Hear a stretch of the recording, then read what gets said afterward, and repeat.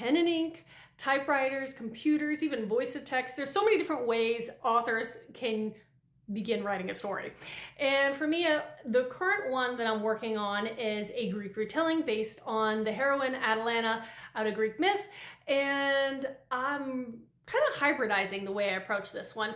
For instance, I physically drew out a timeline. I'll post in another video the complexities of trying to figure that out when dealing with a retelling based on a myth, because there's some things there. But once I kind of figured out the timeline that I was going to stick to, I had that physical piece of paper that I can keep and carry with me wherever I write, that I can kind of eyeball and use as a reference while I'm actually typing on the computer. Another thing I do is actually kind of type in that information into the document that I will be using to write my chapters.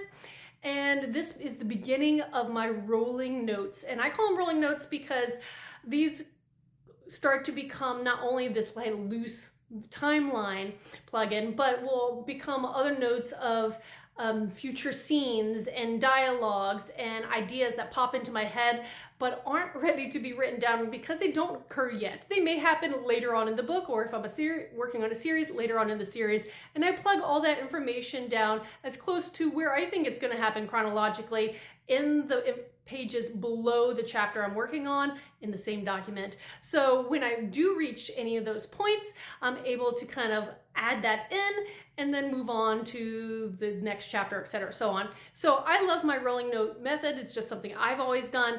But when it comes to what I use to write the book, predominantly computers, but there are definitely certain diagrams and charts and timelines that I do draw out, and also have a couple maps, to chart my course.